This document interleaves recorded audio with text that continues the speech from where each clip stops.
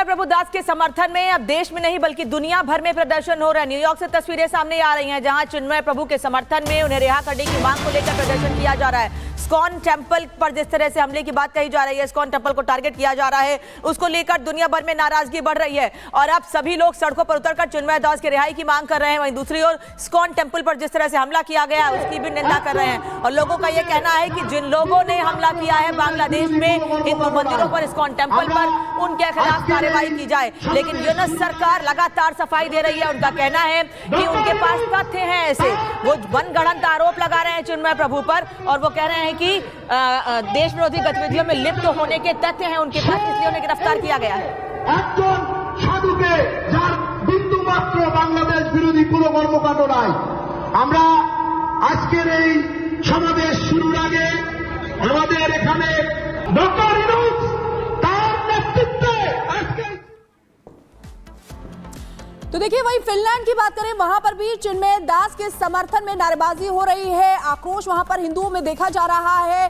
Helsinki की अगर बात करें, वहां पर प्रदर्शन किया जा रहा है। ये तस्वीरें आपको दिखा रहे हैं कि किस तरीके से हिंदुओं में नाराजगी देखी जा रही है और भारत सरकार को आपको बता दें कि हेलेंस्की की सड़कों पर हिंदुओं ने उतर कर प्रदर्शन किया। ये तस्वीरें आपके सामने, ये देखिए किस तरीके से raise your voice for Bangladeshi Hindus ये लिखा हुआ है। वहां पर पोस्टर्स हाथों में लेकर यहाँ पर ये तमाम लोग जो हैं वो नजर आ रहे हैं। आप देख सकते हैं हिंदुओं में गुस्सा देखा जा रहा है। स्टॉप किलिंग हिंदूज इन बांग्लादेश, ये सीधे सीधे संदेश यहाँ से दिया जा रहा है कि जो बांग्लादेश में हो रहा है उसको बर्दाश्त नहीं किया जाएगा। न्यूयॉर्क की तस्वीरें, हेलेंस्की की तस्वीरें, ये फिनलैंड के हेलेंस्की की सड़कों की तस्वीरें हैं जहां पर आप देख रहे हैं लोग सड़कों पर उतर आए हैं पोस्टर्स हाथ में लेकर और नारेबाजी कर रहे हैं। तो देखिए आक्रोश अब बढ़ता जा रहा है और हिंदू एकजुट होना भी शुरू हो चुके हैं। और इस बीच देखिए भारत सरकार को 68 प्रबुद्ध जनों ने यहां पर चिट्ठी लिखी है और चिट्ठी में साफ तौर पर चिन्मय दास मामले में दखल देने की मांग की गई है और रिटायर्ड जजों, आईएएस, आईपीएस ने यह चिट्ठी लिखी है। 68 प्रबुद्ध लोगों ने चिट्ठी लिखी है। चिट्ठी में चिन्मय दास के मामले में सीधे सीधे दखल देने की मांग की गई है। कहा गया है कि इस मामले को लेकर के आप दखल दीजिए और भारत सरकार जिस तरीके से बांग्लादेश में हिंदुओं पर अत्याचार हो रहा है, हिंदुओं पर जिस तरीके से आघात यहाँ पर लगातार वार जारी है, उसको लेकर के कदम भारत सरकार उठाए। तो देखिए अब पहले गिरफ्तारी होती है चिन्मय दास की, इसके बाद अब जो एकजुट होना हिंदुओं का वो भी शुरू हो चुका है। और बांग्लादेश की तस्वीरें जो सामने आ रही हैं उससे एक बात तो साफ है कि बांग्लादेश में हिंदुओं का कत्लेआम हो रहा है, यूनुस सरकार कुछ नहीं कर रही है। दरअसल संत चिन्मय प्रभु की गिरफ्तारी पर भारत में भी उबाल है, सड़कों पर है। कोलकाता से लेकर अब दिल्ली तक प्रदर्शन देखने को मिल रहा है। हाईकोर्ट के रिटायर्ड जजों ने पीएम मोदी को पत्र भी लिखा है और कहा है कि इस मामले में हस्तक्षेप किया जाए, चिन्मय प्रभु की रिहाई की मांग की जाए। 68 रिटायर्ड जजों और आईएएस, आईपीएस ने भी प्रधानमंत्री को चिट्ठी लिखी है, सरकार को चिट्ठी लिखी है। हिंदुओं पर हो रही हिंसा पर पीएम मोदी से दखल की मांग की गई है। हालांकि इसके पहले मोहम्मद यूनुस प्रधानमंत्री नरेंद्र मोदी से बात करके हिंदुओं की रक्षा का आश्वासन दे चुके, लेकिन वो आश्वासन, वो दावे खोखले रहे।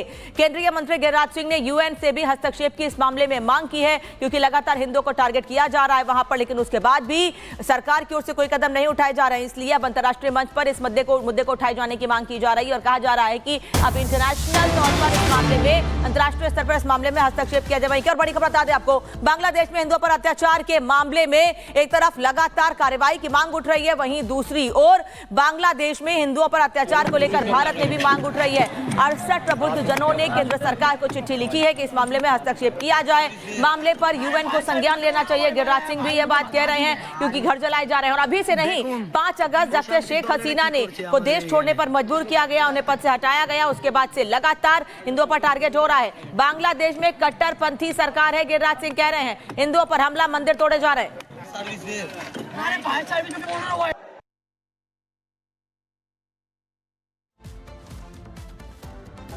जैसे पाकिस्तान में हिंदू खत्म हो गया, बांग्लादेश में भी कट्टरपंथियों के दबाव में वहां की सरकार आ गई है। ये कट्टरपंथी हमारे हिंदू बेटियों के साथ तंग बने, उनकी इज्जत लूट रहे हैं, मंदिरें तोड़ रहे हैं, हत्याएं कर रहे हैं, जो समाचार आ रहा है। और मैं धन्यवाद दूंगा भारत सरकार के एम्बेसी को, जिसने कड़ा रुख अख्तियार किया है। लेकिन अब समय आ गया है कि अब संयुक्त राष्ट्र संघ को भी इस पर संज्ञान में लेना चाहिए। बांग्लादेश की स्थितियां ठीक नहीं है। बांग्लादेश में सनातनियों को जिस प्रकार से उनके साथ में अत्याचार किया जा रहा है, माताओं बहनों के साथ दुराचार किया जा रहा है, मेरा मानना है कि यहाँ के मुस्लिम समाज को क्या सांप सूंघ गया है? यहाँ के मुस्लिम समाज ने आवाज़ क्यों नहीं उठाई कि यहाँ का मुस्लिम समाज पूर्णतः सुरक्षित है, हिंदुओं की गोद में है और पूर्णतः यहाँ पर हमारे बराबर उनको सब अधिकार है और कहीं ना कहीं उनको सारे लाभ का यहाँ भारत सरकार से मिल रहा है। फिर बांग्लादेश में हिंदू समाज के लोगों के साथ में अत्याचार हो रहा है, कोई नहीं बोल रहा। अब आज वहाँ पर जिस प्रकार की स्थितियाँ बनी है, मैं मानता हूँ कि कहीं ना कहीं भारत में भगवान न करे ऐसी स्थितियाँ उत्पन्न हो, उसी के लिए सबको धर्म जागरण करके एकीकरण करके सनातनियों को इकट्ठा करने की आवश्यकता है। तो बांग्लादेश में हमारे सनातनियों को भारत को दखल देकर उन सनातनियों की रक्षा होनी चाहिए और उनको पूर्णतः सुरक्षा मिलनी चाहिए। उनका अधिकार है, जन्मजात वहाँ के हैं, उनकी ज़मीन है, उनका घर है, उनका व्यापार है, तो उन्हें सुरक्षा का अधिकार है उनका, तो उनको देना चाहिए। दिल्ली में ईडी की टीम पर हमला हुआ है। जांच के लिए गई ईडी की टीम पर हमला हुआ। साइबर क्राइम से जुड़े केस की जांच के लिए गई थी। जो जानकारी मिल रही है, बिजवासन इलाका था जहां पर ईडी की टीम पहुंची थी, लेकिन ईडी की टीम पर वहां पर लोगों ने हमला कर दिया। दिल्ली के बिजवासन इलाके में ईडी की टीम पहुंची, लेकिन वहां पर लोगों ने हमला कर दिया ईडी की टीम पर। जांच के लिए वहां पर पहुंची थी। बताया जा रहा है कि साइबर क्राइम से जुड़ा हुआ एक मामला था और इस मामले की केस जांच के लिए वहां पर ईडी की टीम पहुंची थी। तस्वीरें आपको दिखा रहे हैं। साइबर क्राइम से जुड़े केस की जांच के लिए ईडी की टीम गई थी, लेकिन टीम पर हमला कर दिया, जोरदार हमला किया गया।